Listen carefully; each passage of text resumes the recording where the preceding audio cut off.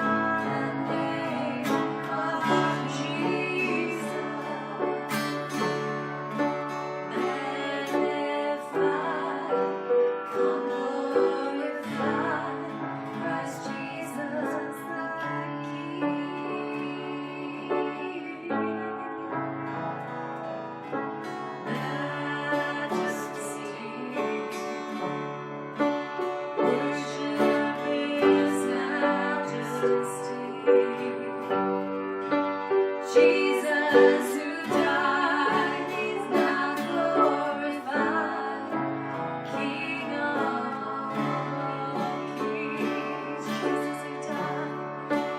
Jesus who died is now glorified, King of kings.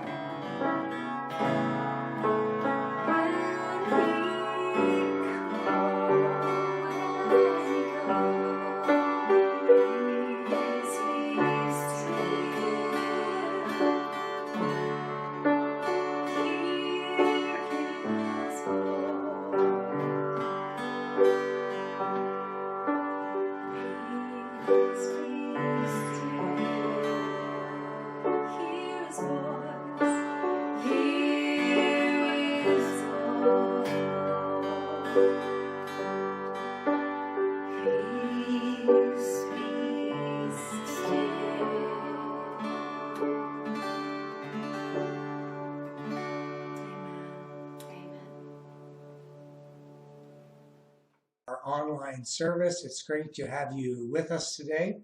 I know that there are millions of places to go online, and we just consider it an honor that you've joined us. I trust that our time together with you will be a time of strengthening, a time of blessing from the Lord through us to you today. So thanks for being here. To the wonderful Grace Church, our wonderful Grace Church family, a huge thank you for your ongoing support of the ministry of Grace Church. Of course, that support is coming to us through in the form of financial support and all important prayer support, and of course your participation in these morning gatherings. And you know, everyone is saying that we're going to get through this together, and it's absolutely true. So we thank you for your part in helping us get through this, and helping us help you get through this as well. You know, if there's one thing that I've learned in my 30 plus years as a Christian, it's that you cannot outgive God.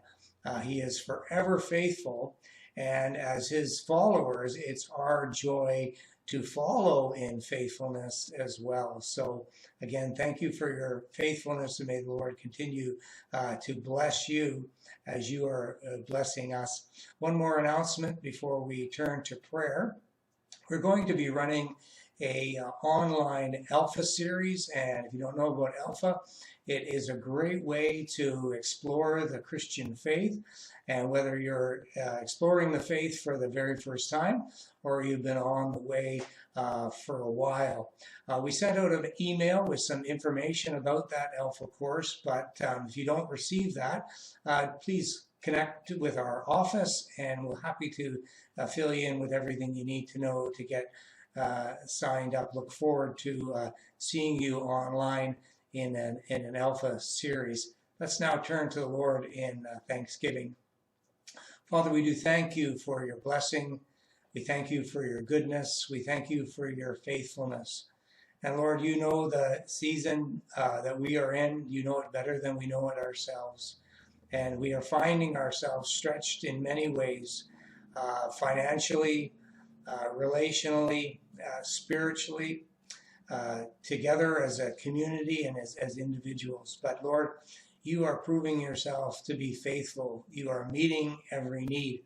It's an uncomfortable place to be in, but you are showing us time and time again your goodness and your grace, and you're surprising us with new ways of reaching people, new ways of understanding. I thank you for the deepening sense of prayer and your closeness that people are telling me about and sharing with others. And I bless you for that. And Lord, for those who are struggling, particularly in this season of grief, I know folks in our own family have suffered a loss this week. And so we just pray for those who are experiencing that kind of grief today. We ask, Lord, that you would be with them, that you would comfort them, that the presence of Jesus would be round about them, and that they would know that you are safe, and we can keep our loved ones in your care, and you do all things right. So bless those who are struggling in this way today, and be a comfort to them. Continue to walk with us, continue to move through us, continue to make us a blessing, Lord, and we'll thank you for it in Jesus' name. Amen. Amen. I just lost my spot again, so I gotta go back to it. There we go. Thank you. I think I'd be better at this than by now, wouldn't you? We are turning again to the story of the disciples on the road to Emmaus in Luke 24. If you've been with us, you know that we have been using this post-Easter story as a mirror to our present journey in the midst of a global pandemic. It's the story in the story we find some friends of Jesus returning home from really the worst weekend of their lives. They are discouraged, they are overwhelmed, they are thoroughly unclear about the future. Because their friend is now dead, or so they believe, they are filled with sadness, loss, and grief. Pastor Donna shared with me a recent article from Psychology Today that talked about COVID-19 and the daily grief that we are experiencing because of this new reality. The author called it ambiguous grief, and that differs from the usual grief that involves the loss of a specific person, and some of you are experiencing that as well on top of ambiguous grief. Or ambiguous grief might be the loss of a specific object or the loss of an opportunity. Ambiguous grief is really the loss of the normalcy in our lives, those intangible things, like we've lost our confidence about the future. That's ambiguous grief. Our home life is different, our work life is different, and in my case, for my wife Shelley, the two overlap. We working in our home, and we're playing in our home, but we're also it's all mixed up, is what I'm saying. And things that we have planned have been canceled, they're postponed. We're communicating in different ways, like how long do we have to endure this? And there's the feeling that the future is out of control. What is safe, and when is it going to be safe? We are in an ambiguous state, walking an uncertain path. And so we're grieving that. And I think we need to give expression to that. We need to say that that's where our hearts are sad about where we are. And this is the reality of the experience of being on the road to Emmaus, the road between now and not yet, from what we have known to the place that is unknown. Thankfully, though, this is the very place, the place of unknowing, that Jesus joins these travelers offering them his presence, offering them space to share and give voice to their grief. And of course, they don't know that it's Jesus. They are kept, verse 16 tells us, from recognizing him. And the irony is compelling, isn't it? That we have living disciples talking about a dead Jesus, while the resurrected Jesus talks with lifeless and dejected disciples. For the time being, anyways, they fail to see the one that's in their midst. I mean, talk about ambiguity. And to make it more conflicting, the women of their group have amazed them with reports that Jesus is alive. But none of that has been confirmed. They don't know what to believe. They don't know what is believable. But because Jesus stood with them in their pain, their loss, and their confusion for a short season, he has won the right to speak. And this is what he says to them. And I'm reading verse 25 to 27 of Luke 24. He said to them, "How foolish you are, and how slow of heart to believe all that the prophets had spoken. Did not Christ have to suffer these things and then enter his glory?" And beginning with Moses and all the prophets, he explained to them what was said in all the scriptures concerning himself. This section of the story gives us yet again another important truth about the journey in Unmapped Spaces, specifically the nature of the journey and how suffering is a necessary part of it. Again, the words of Jesus to these disciples, "Did not the Christ have to suffer these things and then enter his glory?" Admittedly, talking about suffering is not the best way to win friends and influence people.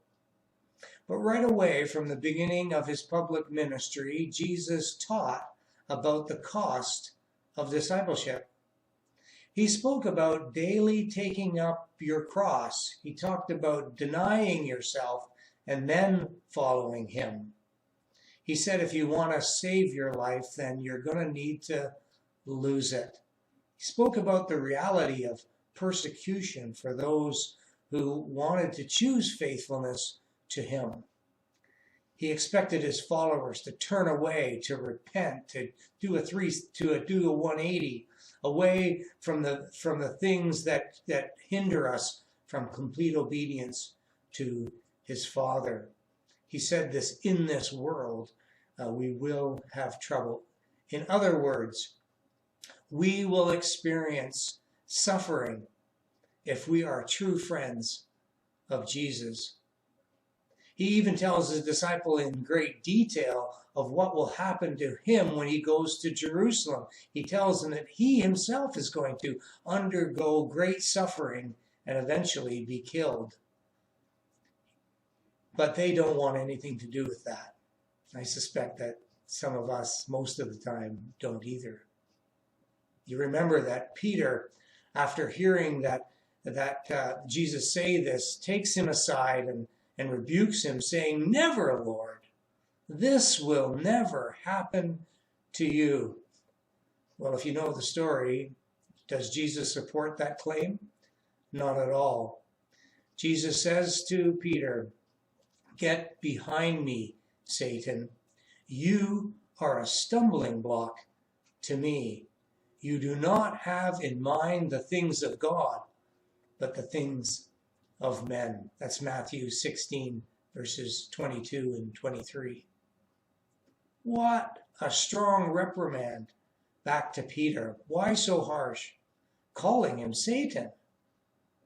It's harsh because Jesus doesn't want any of us to misconstrue the journey that he is on. A cross was always in Jesus' future. There is no shortcut to the glory of the kingdom.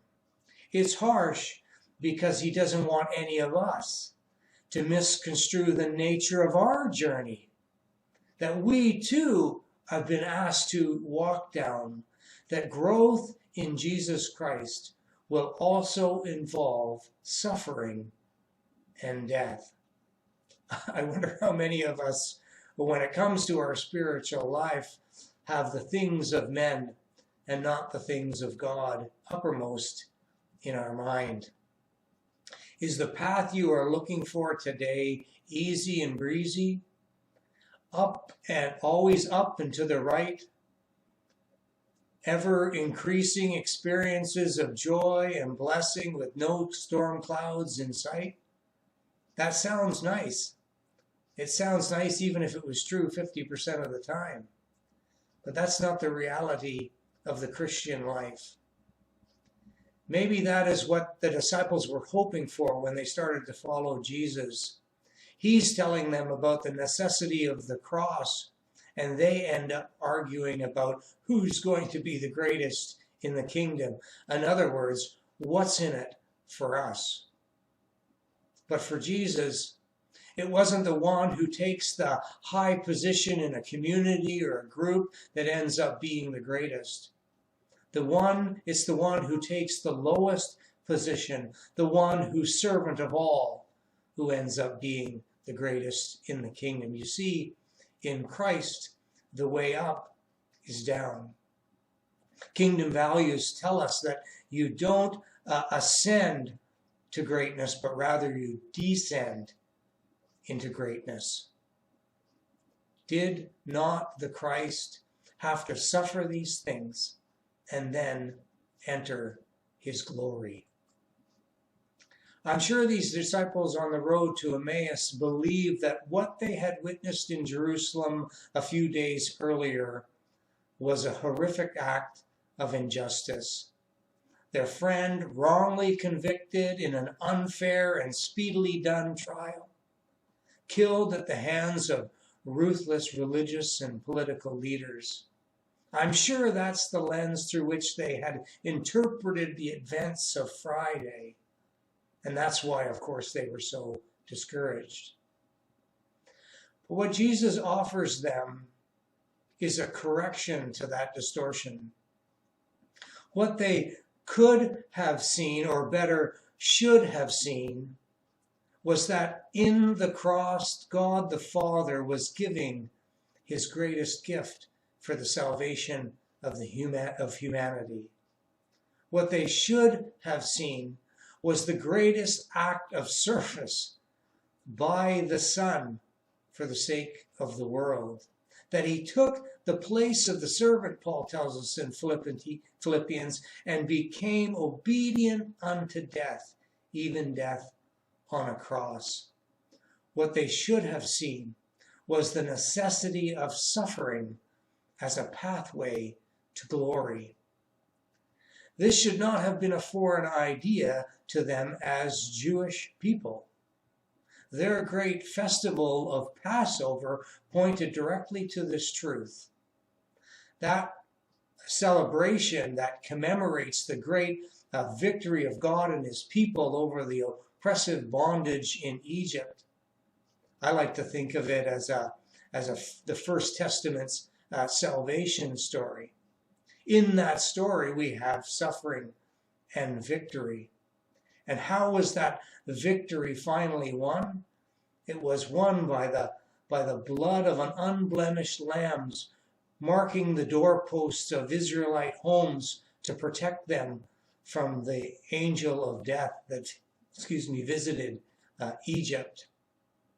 When the angel saw the blood, he passed over that house. When the blood was not present, death filled that home.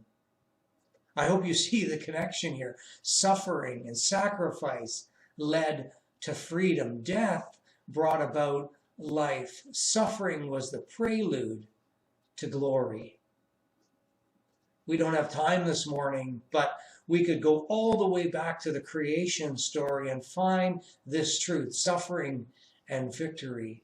You know, we find it also in the story of Abraham and God's formation of the covenant with Abraham and then the covenant with Israel. We find it also in the story of Joseph. Someday maybe I'll get to finish that series on Joseph. And there we see Joseph as a type of Christ. There we see suffering and victory side by side. We see it in the story of Judah. We see it in the story of David. And we see it pictured in the temple system. I mean, the book of Isaiah is absolutely packed with it. You can turn to Isaiah 53. And you know what? I just forgot to get my Bible. So I'm going to grab it right now. Talk amongst yourselves.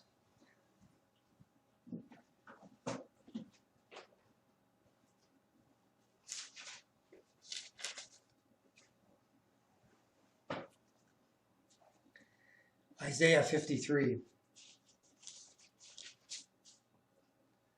Surely he took our infirmities and carried our sorrows, yet we considered him stricken by God, smitten by him and afflicted.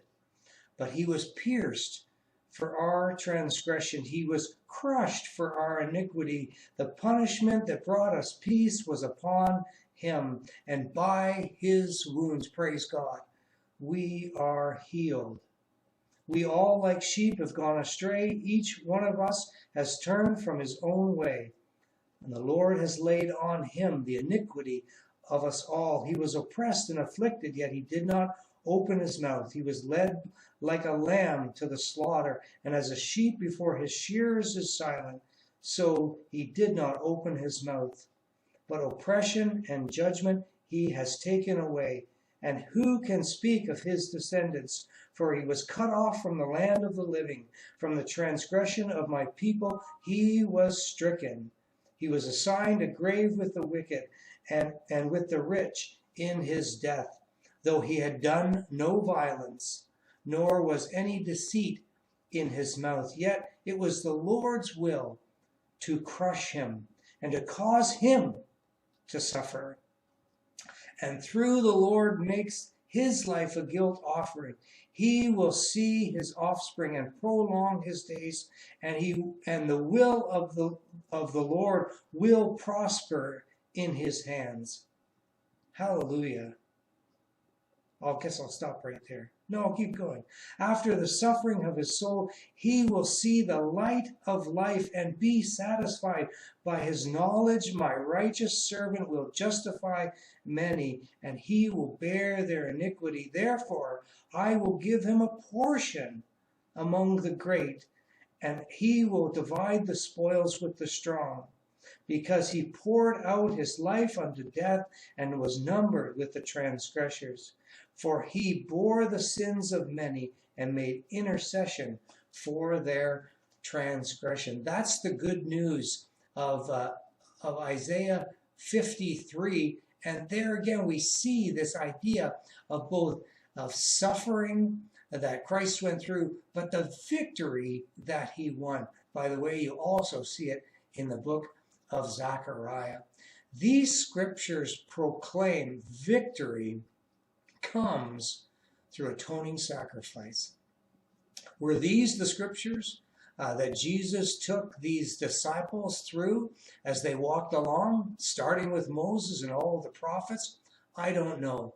I do know, though, it must have been rich discussion. It must have been amazing insight into the scriptures. Little wonder their hearts burned within them as they walked along, as one revelation after another expanded their understanding and warmed them from the inside out.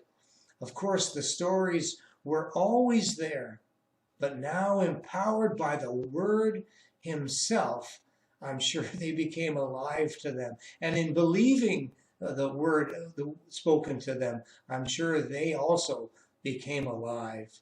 By the end of their Bible story, I'm sure they could see the powerful kingdom rhythm of suffering, death, burial, and resurrection. In other words, the necessity of suffering that leads to glory. That is what they witnessed over the past weekend. And now, too, they must come to terms with what that meant for them.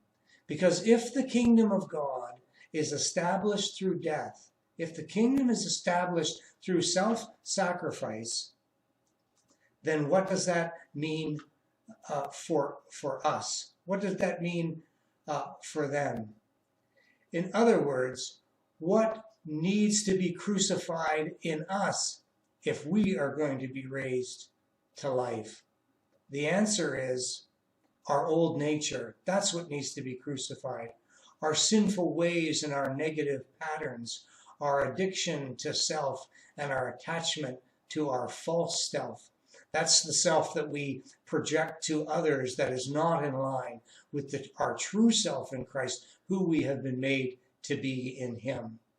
And with the help of God's Spirit, we can turn from these things. We can let them go. We can consider them dead to us. And when that happens, that's a suffering.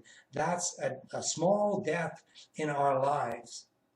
And it's hard sometimes. Well, in fact, it's hard all the time.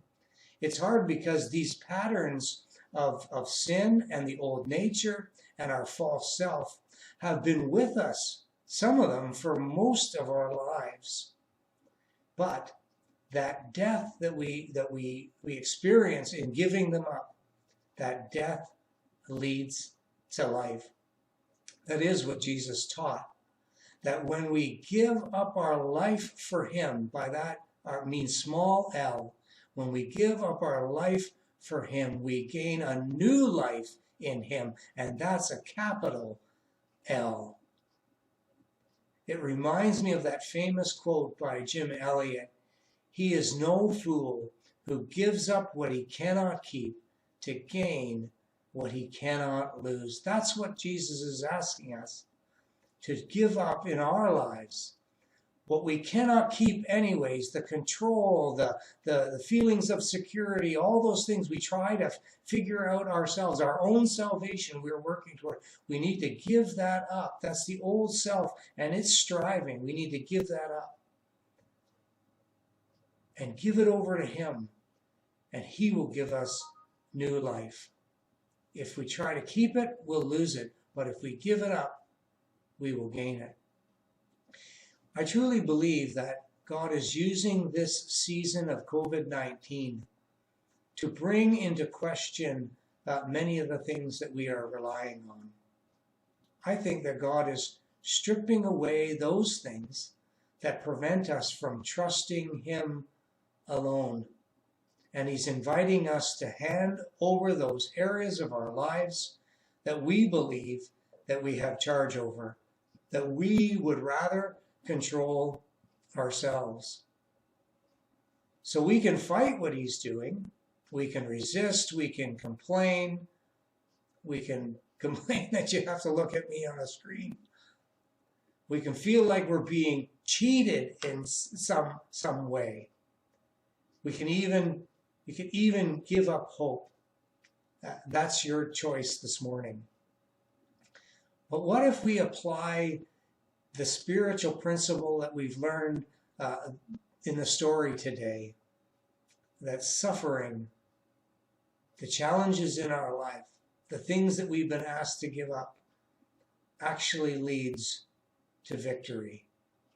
These small deaths actually lead to life.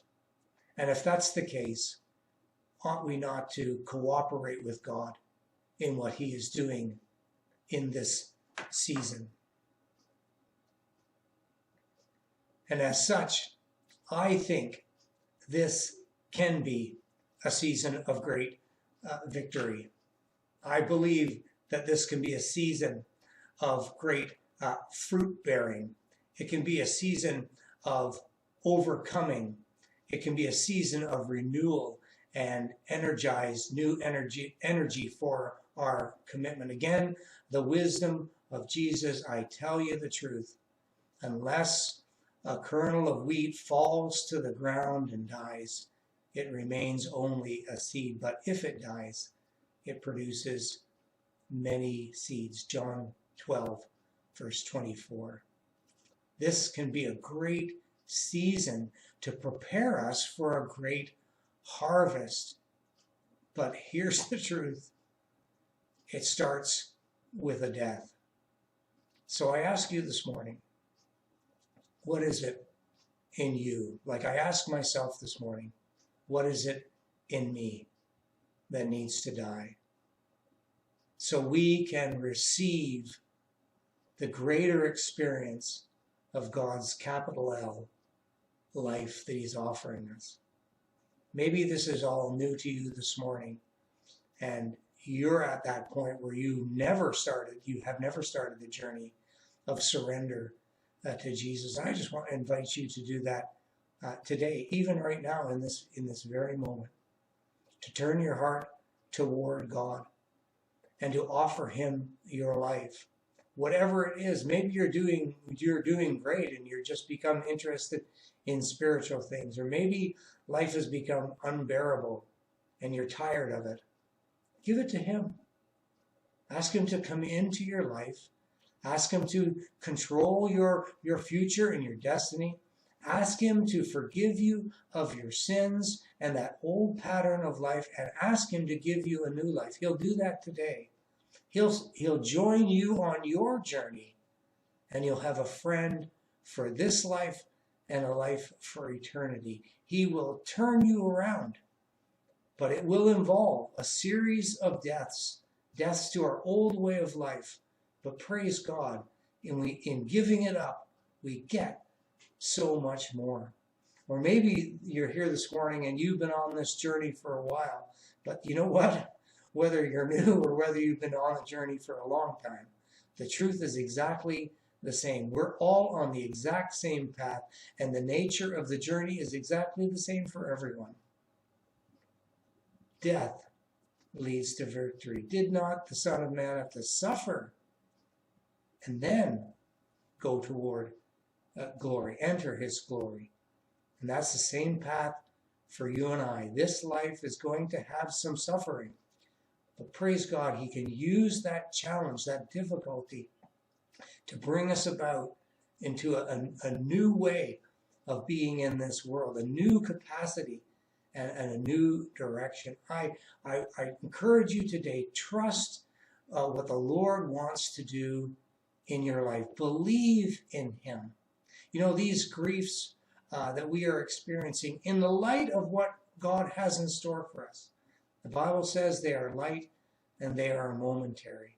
When we think about what God has prepared for us, this is small potatoes.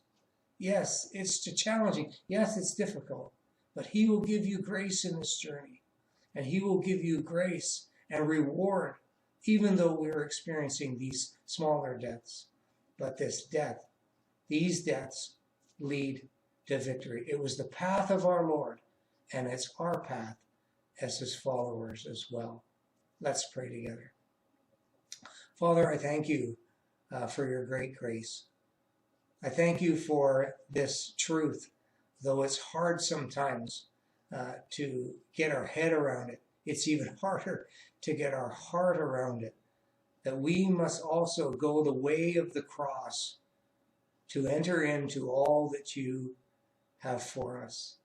And so, Lord, those areas of our life that we know are displeasing to you, those areas of our life that are not our true self, those areas of our lives that we are trying to manage in our own power and in our own resources, Lord, I give them over to you now. And individually, as people are praying with me, I trust that they are also giving those things over to you now, and inviting you to enter into this place of our journey, Lord, and through these smaller deaths, receive your life. Come, accompany us. Come and show us what true life really is. Break through these chains, break through the strongholds that have kept us bound, Lord. Liberate us, bring us to that place of freedom in you, and we'll thank you for it, Lord. We'll praise you. We desire to live faithfully after you because of your great grace in our lives. Thank you for what the road to Emmaus is teaching us. Thank you about the nature of the journey. Help us to walk in faithfulness. Thank you, Lord. Your mercies are new every morning, and tomorrow is a brand new day. We thank you for it in Christ's name. Amen and amen. Well, thanks so much for being with us today. Sorry about all my technical difficulties, but we're a community of forgiveness, so I know we're good. God bless you, and we'll talk to you soon. Be at peace. Amen.